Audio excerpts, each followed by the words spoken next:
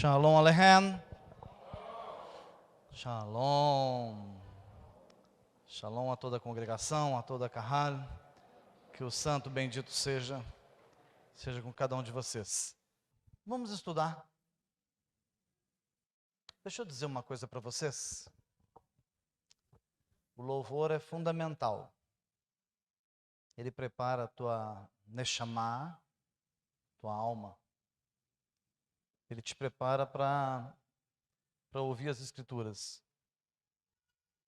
Mas uma coisa que talvez nos faltou, a informação que nos faltou no decorrer de nossas vidas, é que nossos patriarcas, lá nos primórdios, todos eles estudavam as Escrituras.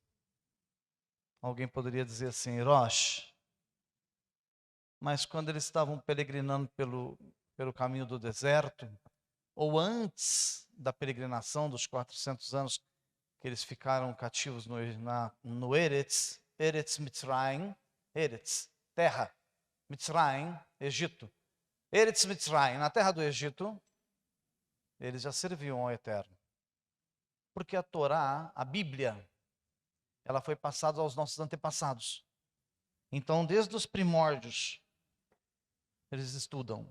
Quando não era escrita, era oral. Prova disso. Existem duas Bíblias. Uma Bíblia oral e uma escrita. A oral, hoje ela tem um outro nome. Hoje ela se chama Talmud, que é o Talmud judaico, que tem 66 livros. E quantos livros tem a nossa Bíblia? 66. Só que o Talmud explica em 66 livros os 5 primeiros livros da nossa Bíblia. Então, gastou 66 livros para explicar 5 livros. Mas desses 66, surgiram a Mishnah, que são mais uma coleção aí de quase 60 livros, para explicar o Talmud.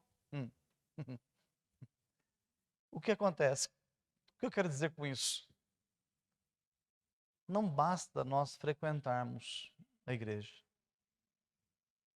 Nós temos que estudar. O Eterno preza por quem estuda. Isso desde os primórdios. Não tinha um casal de irmãos que dois irmãos, que um ficava em casa estudando Torá, o outro saía para caçar. O que ficava em casa estudando Torá não era o primogênito, mas o que saía para caçar era o primogênito. De repente, o que saiu para caçar não caçou nada e chegou e viu o irmão que estudava Torá, Bíblia, e disse, esse prato aí está gostoso. Eram umas lentilhas vermelhinhas, cheirosas, que ele tinha acabado de cozinhar. Ele disse, eu troco a minha primogenitura nesse negócio aí. Aquele que estudava a Torá, que não era o primogênito, comprou a primogenitura daquele que tinha o direito, porque ele estudava. E o que era o primogênito, que tinha o direito, perdeu o direito porque não estudava. Eu vou traduzir em outra palavra, porque ficou muito difícil. Deixa eu desenhar. O que trabalhava demais, correndo atrás de bens, não tinha tempo de estudar. O outro trabalhava o necessário e estudava o tempo que podia. Ganhou a primogenitura. Eu coloquei cristianismo. Eu estou falando da igreja evangélica Arca de Noé. Estou falando dessa igreja? Não, nem sei se tem. Estou falando dessa? Eu estou falando da igreja evangélica Jardim de Deus? Não? Não vou falar muito não, porque tem tanto nome. Daqui a pouco eu sou processado. Eu não estou citando nomes. Cristianismo, todos aqueles que se dizem cristãos, que frequentam uma igreja, uma denominação, que tem uma placa lá na porta. Textos adulterados. Vamos analisar um pouquinho o que aprendemos, que parecia ser, mas não é. Até te disseram que é, mas não é. A Letícia ministrando o louvor aqui, ela deu uma raspada aqui que pegou na trave. Eu falei, Letícia, ainda bem que ela não subiu muito, ela foi até nas nuvens. Eu falei, irmãos, Yeshua está vindo, e você vai subir, subir, subir, subir. Eu fui subindo, eu falei, onde que ela vai? E você vai subir, subir, subir, subir. Eu falei, Letícia, para. Aí ela disse, até as nuvens. Oxa, suei o bigodinho. Por que você não vai passar das nuvens? Agora, se você encontrar um versículo aí que está dizendo que você vai morar no céu, eu desço daqui e não prego nunca mais na minha vida. Eu estou te desafiando, você tem até o final do culto para me mostrar. Eu fiquei 45 anos escutando os líderes dizer para mim que eu ia morar no céu. Hã? Jamais um homem vai colocar a planta dos seus pés no céu. Jamais. Eu te dou 20 versículos provando que você não vai. E Yeshua disse lá em João, capítulo 7, se não me falha a memória, do versículo 38, se não me falha a memória. Os discípulos ali perto dele, ele diz assim, estou indo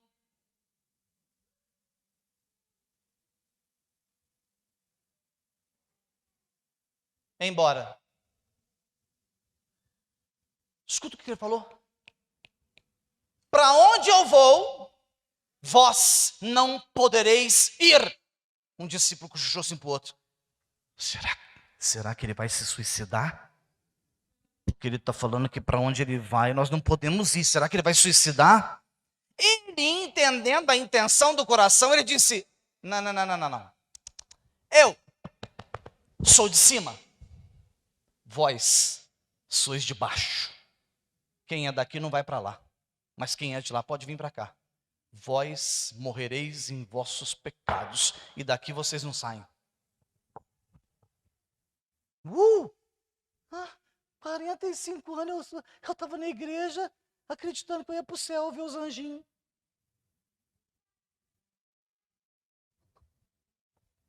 Aí João vai lá em Apocalipse, acaba de passar régua. Ele disse, eu, Yohanan, exilado aqui na ilha de Patmos, olhei, fui levado a um alto e sublime monte, e quando olhei para os céus eu vi a nova Jerusalém, eu vi a nova Jerusalém. Para onde que ela estava indo? Isso. Ele foi levado a um alto e sublime monte. E ele viu a nova Jerusalém, o quê? Eu quero saber o que está escrito lá em Apocalipse. Eu quero saber o que é que está escrito. Eu vi a nova Jerusalém descendo dos céus.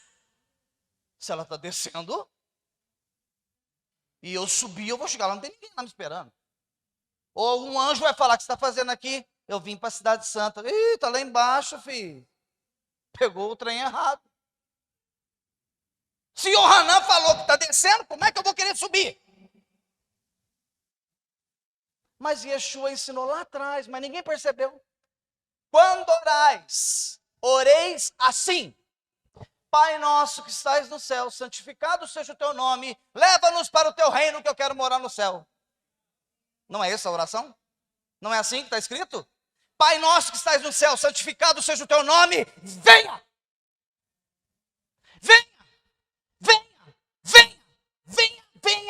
Venha o teu reino.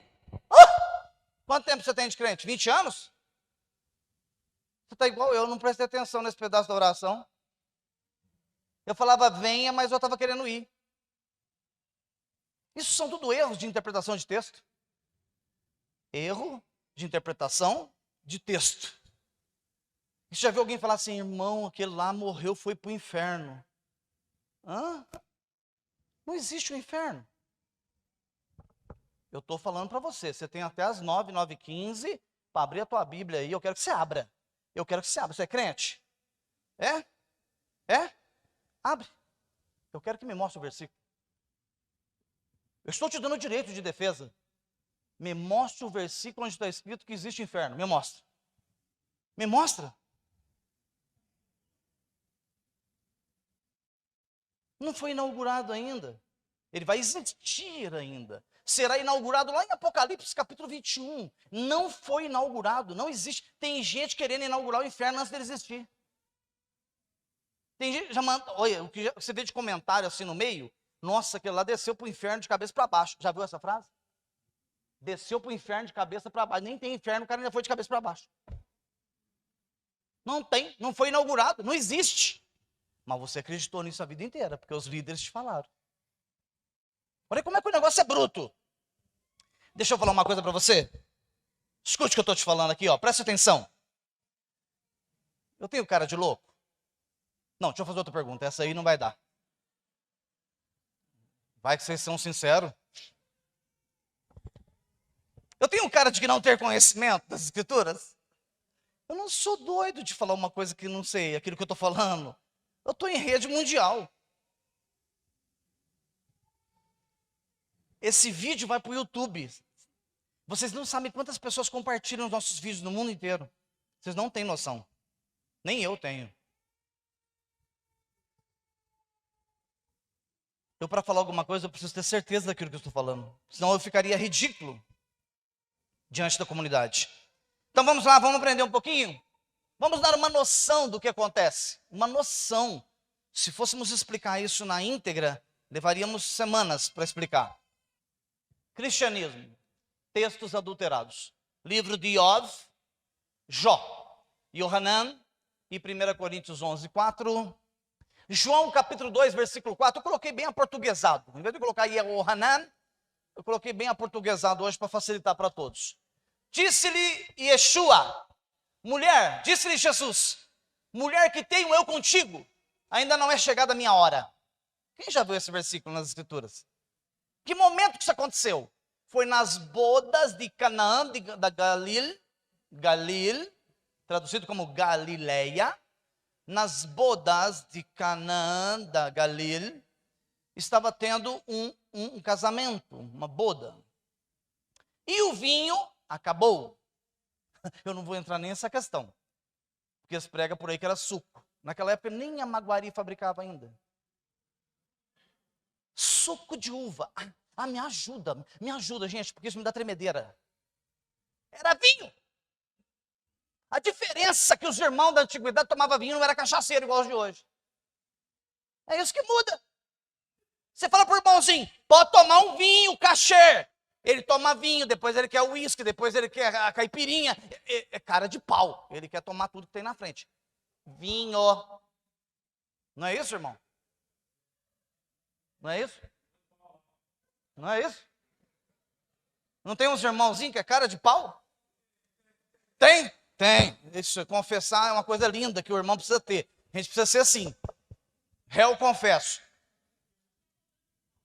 Não sei. Então vamos lá. Então era vinho.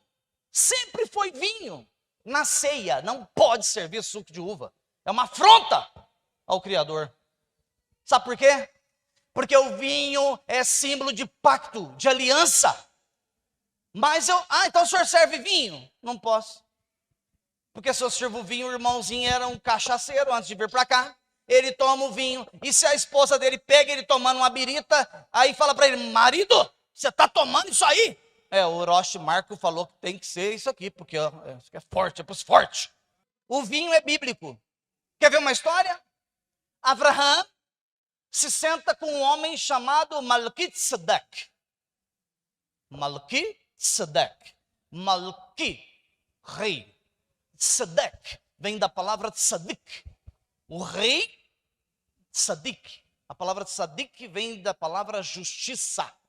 Então, o cidadão que Abraham sentou depois da batalha que ele chegou, que se chama na tradução Malquisedeque, nunca se chamou Malquisedeque, ele não tem nome.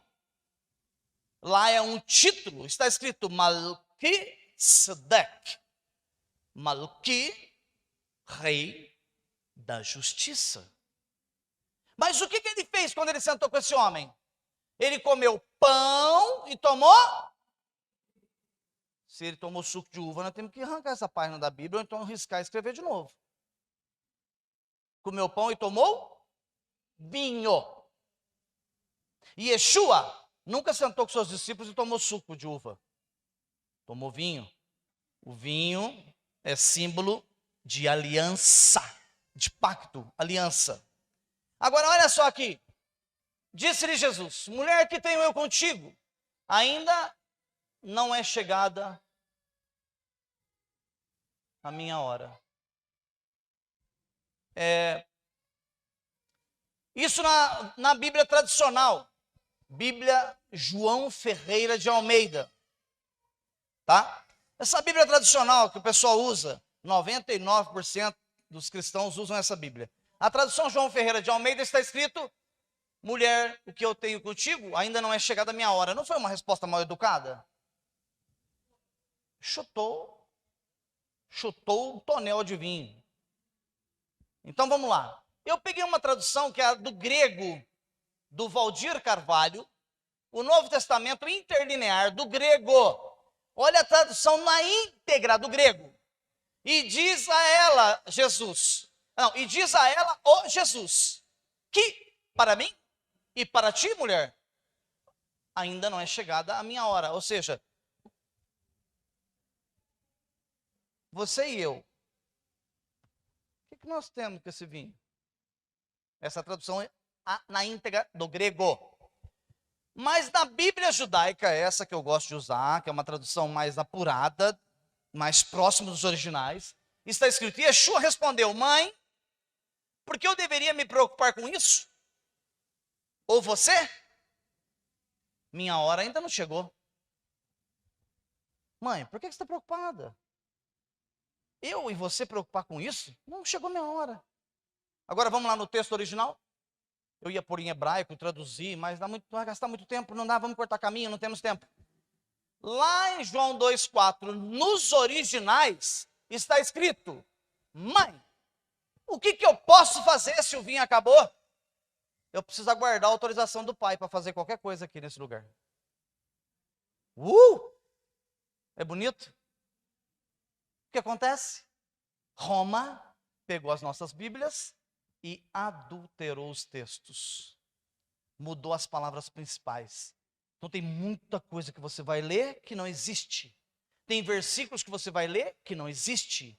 Tem conteúdos que você lê que não existe. Foram criados, inventados e colocados lá.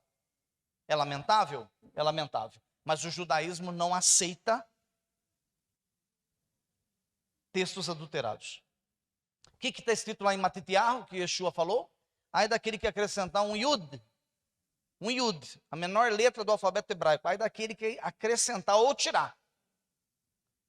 Então isso é repugnante perto do eterno. Vamos em frente? Olha que texto legal. As pessoas me ligam para me perguntar isso aqui. Então eu tive várias vezes pessoas me perguntaram esse ano sobre esse versículo. Olha lá. 1 Coríntios 11,4. Todo homem que ora ou profetiza com alguma coisa sobre a cabeça, envergonha a cabeça. Então não posso orar aqui, eu estou de kippah. Aí fomos fazer o shema aqui, além do kippah, colocamos o quê? O talit sobre a cabeça. Aí foi orar pelas crianças aqui agora. Abriu-se vários talites aqui, cercando as crianças com talit. Mas se eu uso o talit na cabeça, e eu uso um kippah na cabeça, o kippah tem duas simbologias.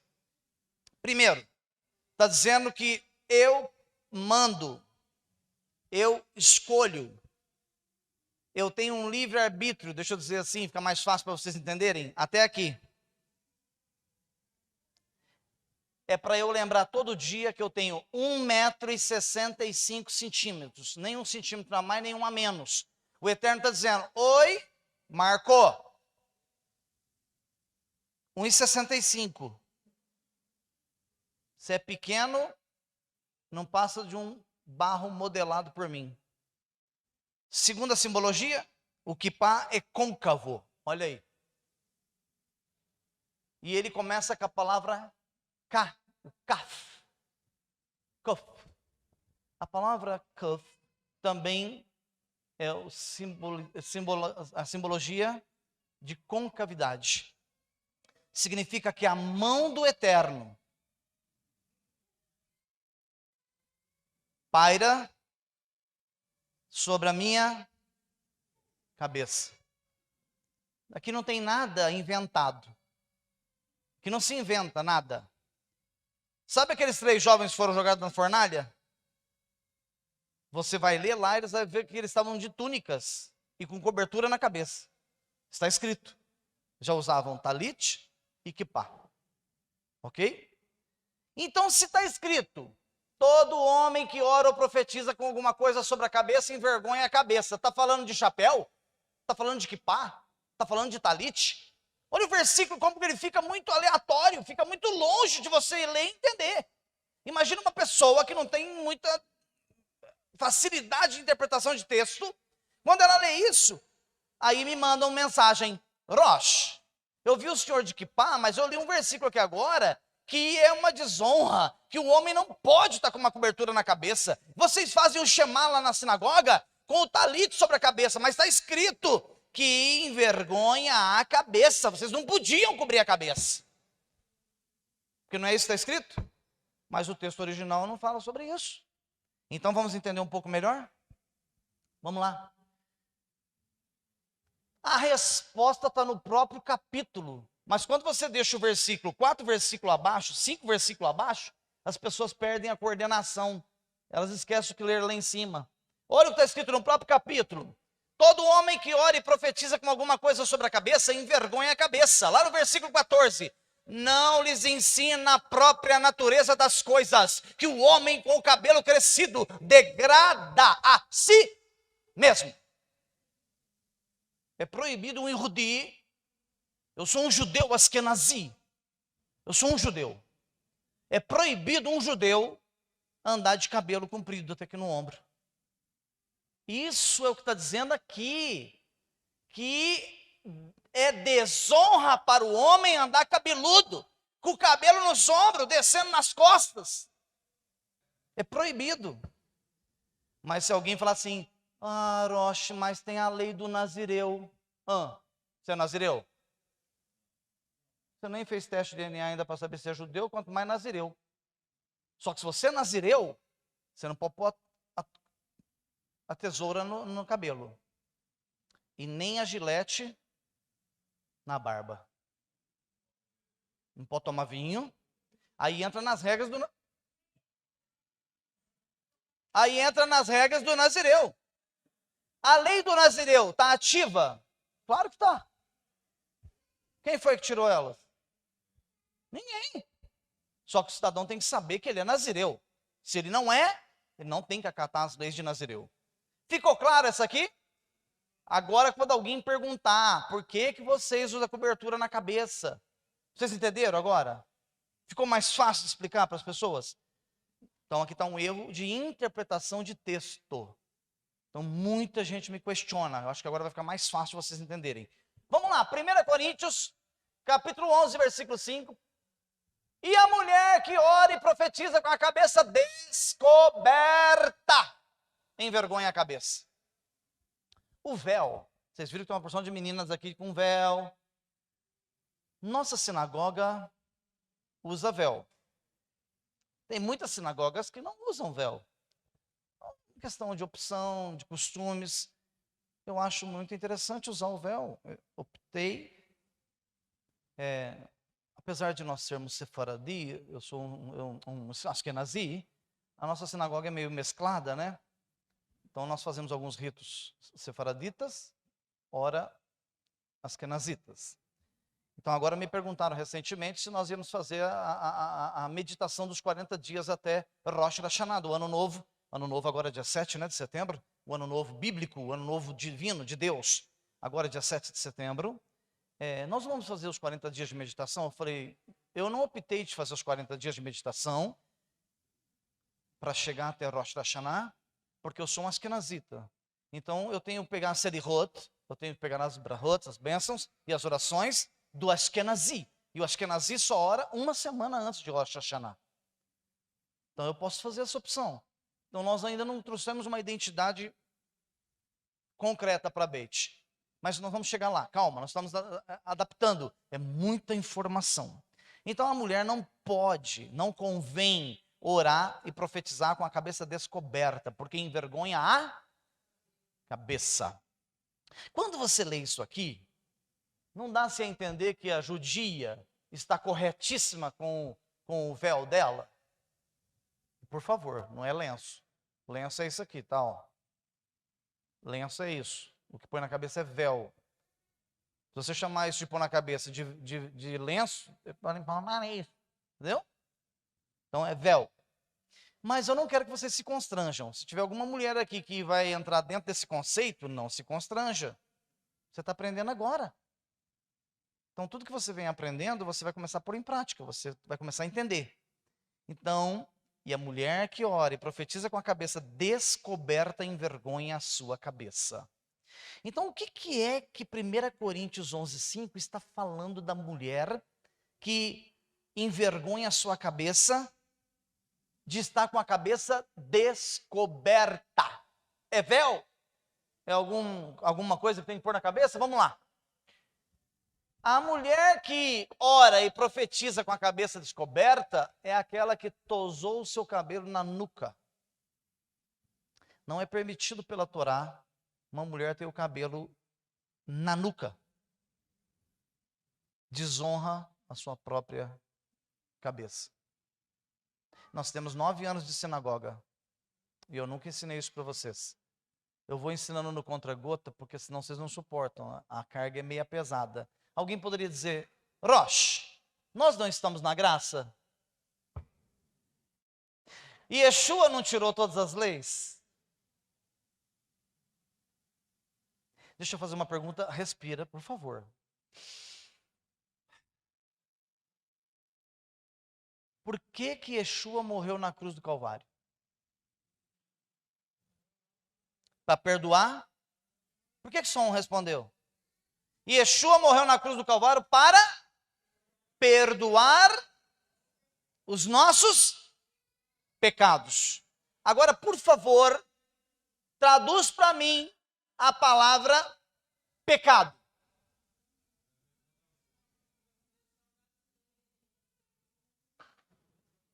O que é um pecado? Transgressão da lei. Deixa eu falar um pecado. Roubo. É lei, roubo. Se alguém roubar, quebrou a lei? Adultério, é lei. Se alguém adulterar, quebrou a lei? Fornicação, é lei. Se a pessoa fornicar, quebrou a lei? É? Se eu vivo na graça e não tem mais lei, para que serve o sangue de Yeshua? Nada. É uma blasfêmia. É uma afronta. Se ele derramou o sangue dele para perdoar os seus pecados, quer dizer que você transgride a lei. Se não existe mais lei, conforme eles ensinam por aí nas igrejas, 99% das igrejas dizem que não tem mais lei, que só está na graça. Então você batiza para quê? Você toma ceia para quê? E Yeshua morreu na cruz para quê? Derramou o sangue por quê? Se não tem mais lei, só está na graça. Se eu estou na graça, eu não preciso de mais nada, estou na graça.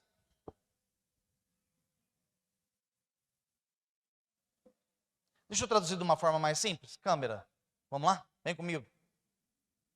Uma forma mais simples. Ó, a lei é a escada. Tá bom? A lei. Corre o risco de eu tropeçar aqui? Hã? Corre? Ok? A Torá. Desculpe, o caminho não é Yeshua? Não é o caminho? A lei é o corrimão. Se eu estiver andando pelo caminho, Yeshua, mas eu cometer um deslize, quebrar um mandamento, eu tenho, ou se eu for quebrar, se eu for escorregar, se eu for errar, eu tenho aonde me agarrar. Então entenda, a lei é o corrimão. Quer ver uma coisa? Yeshua falava em parábolas. Certo dia ele disse assim, Yeshua vinha andando pelo caminho e à beira do caminho havia uma figueira. A figueira estava no caminho? Onde ela estava? À beira do caminho. E quando ele chega na figueira e olha para cima, quantos frutos ela tinha? Porque quem não está no caminho, não está na obediência, quem não obedece, não cumpre mandamentos, quem não cumpre mandamento, não anda na lei. Quem não anda na lei está à beira do caminho. Quem está à beira do caminho, não dá frutos. E Yeshua olha para cima e fala, hã? Você está à beira do caminho, não está produzindo nada? Eu vou voltar aqui amanhã. Se você não entrar no caminho, eu vou te tosar no talo. Você vai morrer sequinha. Imagina você ficar a vida inteira na igreja escutando os líderes dizer para você que você está na graça. Cegos guiando cegos. Para o céu você já viu que não vai. Inferno não tem. Tem que cumprir as leis e falar a vida inteira para você que você não tem que cumprir. A batata está assando. Vamos lá. 1 João 5,7. Porque 3 são os que testificam no céu: o Pai, a Palavra e o Espírito. E estes 3 são um. Como que 3 é um? Como é que é? O Pai, o Espírito, o Filho, os 3 são um? Ou é 3 ou é um? Como que é esse negócio? E 3 são os que testificam na terra: o Espírito, a água e o sangue. E esses 3 concordam num. Como chama esse conceito? Esse conceito se chama conceito da Trindade. Quem foi que criou a Trindade? Foi Roma. Papa. Um conceito papal, humano, dogma. Alguém abra a sua Bíblia e alguém dê o microfone para esse alguém. Rapidinho, rapidinho. Devarim, 5º livro da Bíblia. Devarim, Deuteronômio, capítulo 6, versículo 4. A nossa confissão de fé. A confissão de fé de todo aquele que fala que é servo do Eterno. Shalom Aleichem. Devarim, Deuteronômio, capítulo 6, versículo 4. Shema Israel, Adonai Eloheinu, Adonai Echad. Ouça Israel, Adonai nosso Deus, Adonai é um. Opa, Adonai é quantos? Quantos quer dizer? Adonai é o quê? É um. Ele não é trino. Aí Roma veio, colocou a Trindade. E o que os cristãos fizeram? Sim, senhor Papa. O senhor mandou, a água parou. Aí Roma disse que o dia santo é domingo. O que os cristãos disseram? Sim, senhor Papa. Domingo é o dia dos cristãos. Afronta. O que fizeram com o 4º mandamento? Alguém sabe recitar o 4º mandamento? Guarda o Shabat do teu Senhor. Qual que é o 5º? Honra teu pai e tua mãe para que te vá bem. Qual que é o 1º?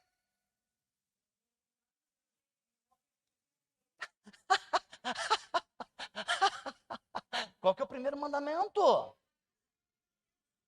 Não é esse. Está escrito no livro de Shemot, livro de Êxodo, capítulo 20, está escrito: eu sou o Senhor teu Deus que te tirou da terra do Eretz Mitzrayim. Esse é o 1º mandamento. Vai falar para você que amarás o Senhor teu Deus, né? Não é? É porque não leram. Falaram, mas não leram. Mas você acreditou. Beleza. É Bíblia. Bíblia. É Bíblia. E Deuteronômio 6,4 está dizendo: Shema Israel, Adonai Eloheinu, Adonai Echad. Echad. A palavra Echad é um. Leia, por gentileza. O Senhor será rei sobre toda a terra. Naquele dia, um será o Senhor, e um será o seu nome. Ah, sério? Um será o Senhor? E um será o seu nome? Ué, mas e os 3 que estão ali? O que fizeram com eles? Deixa eu te dar uma péssima notícia. Vamos para frente.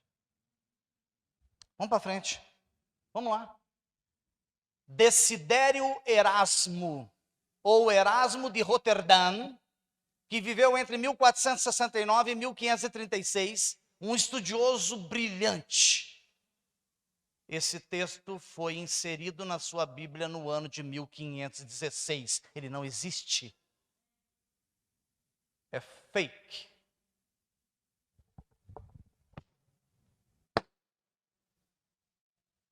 Não existe.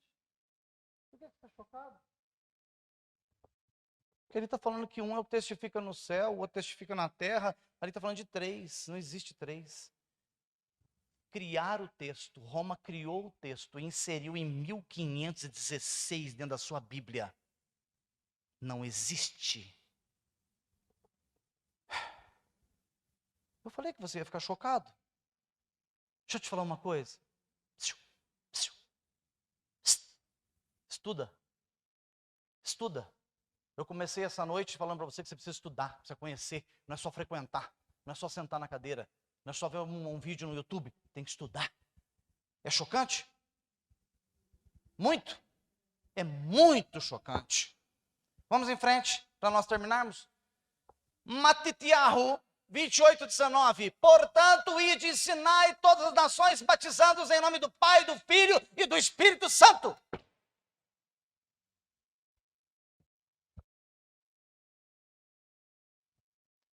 O senhor Joseph Ratzinger, nossa, o Bento, ele é Papa Bento. Fui bem italiano agora. Eu parlo italiano. Então vamos lá. Olha o que o Bento XVI fez.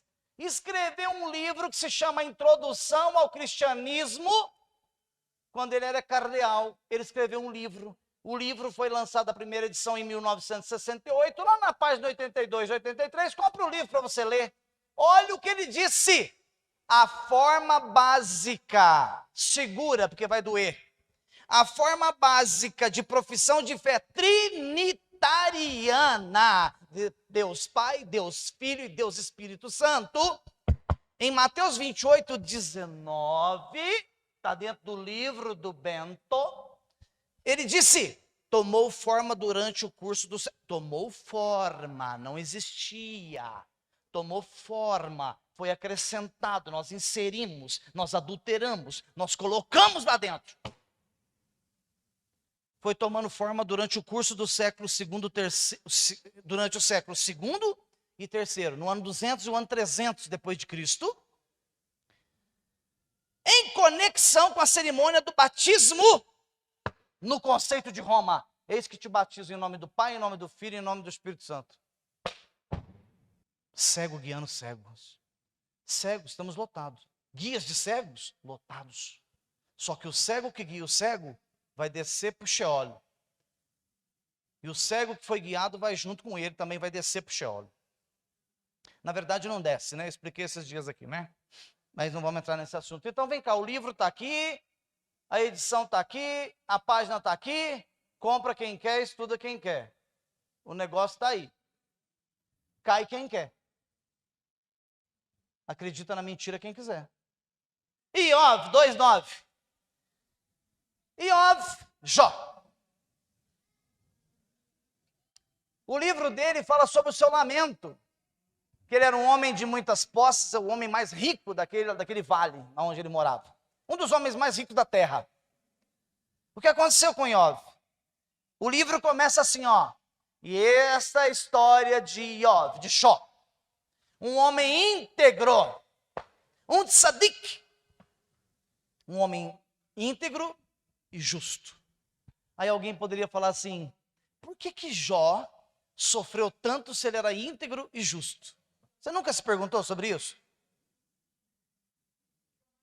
É porque todo dia eu lhe oferecia um sacrifício para o Eterno. Ele queimava uma ovelha, ele queimava um bezerro, ele queimava um bicho lá, um animal, degolava lá e punha no altar e sacrificava em medo de seus filhos morrerem nas festanças, porque eles comiam e bebiam dia e noite.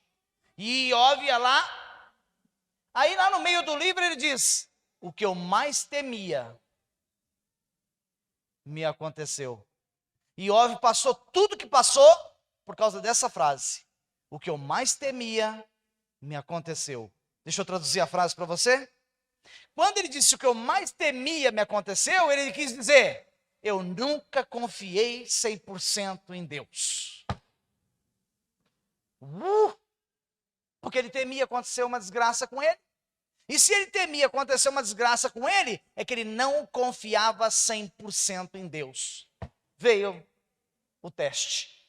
Mas lá no meio do livro de Jó, lá no meio do livro, a mulher dele chega perto dele e diz assim, ó, lá no capítulo 2, meio não, né, bem no começo, versículo 9. Sua esposa lhe disse, ou dizia, porque você ainda persevera na sua integridade? Por que você permanece sendo um homem justo, um tzadik e íntegro? Amaldiçoa Deus e morre. Olha o que está escrito no livro de Jó. Vamos ver se é isso mesmo que está escrito? Mas eu ouvi isso a vida inteira, as pessoas dizendo que a mulher de Jó... Tem um louvor, não tem? Não tem, Lê? Não tem um louvor? Hã?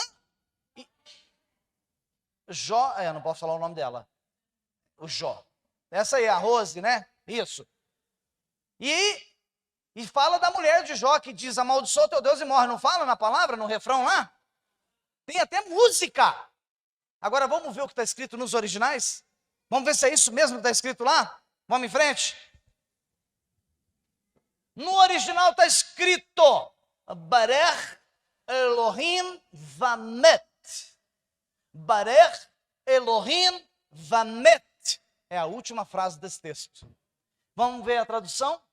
A esposa lhe dizia, por que você ainda persevera na sua integridade? Barech Elohim Vamet. Bendiga, abençoe, faça uma brahá, diga uma benção, glorifica o teu Deus. E morre. Jamais. Amaldiçoa. Isso não pode ser escrito na Bíblia. Não pode se escrever nas escrituras sagradas. Amaldiçoa Deus. É bem diferente ou não? Muito diferente? Mas você ficou 30 anos entendendo que era daquele jeito. É chocante? O que eu quero dizer para você, eu não estou aqui desmerecendo a Bíblia, por favor. Eu não sou um louco. Eu não posso pecar contra o Ruach HaKodesh, contra o Espírito Santo. Ah, mas alguém pode perguntar, se não tem 3 nos céus, quantos tem? Ninguém perguntou, né? Ninguém falou nada. Se não tem 3, se não tem o Pai, o Filho e o Espírito Santo, quantos tem?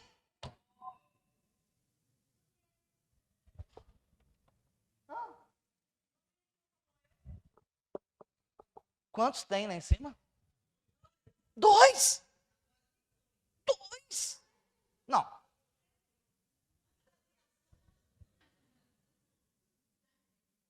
No princípio era o verbo. O verbo estava com Deus. E o verbo era divino.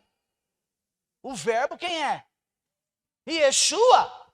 Nada do que foi feito sem ele. Então lá em cima tem 2 tronos. Por isso que ele disse, eu vou subir e estarei assentado à direita do meu Pai. Então nós temos Deus, o Criador de todas as coisas, o Eterno. E nós temos o Filho de Deus, que não é o Criador. Quem foi que criou Deus? Ninguém. Ele é incriado. Ele é eterno. Não tem princípio e nem fim. Agora eu te pergunto, e Jesus? Ele foi criado? Ele é o primogênito da criação. Ele foi criado. Então já tinha um eterno. Depois ele gera um filho que é criado. Por isso que ele se chama o primogênito, o primeiro ser a ser criado. O Rua não tem a palavra espírito na Bíblia, tá bom? Na Bíblia não existe a palavra espírito. Essa palavra foi inventada, não existe. Não existe a palavra fé na Bíblia. Não existe essa palavra. No lugar da palavra fé, o original é emuná. A tradução da palavra emuná é confiança. Fé não tem nada a ver com confiança. Aprendemos isso no domingo. O vídeo de domingo foi muito bom sobre isso. A palavra espírito não existe. Qual que é a palavra que existe? Rua. O que significa a palavra rua? Quando você sai do ventre da sua mãe, o médico puxa você lá.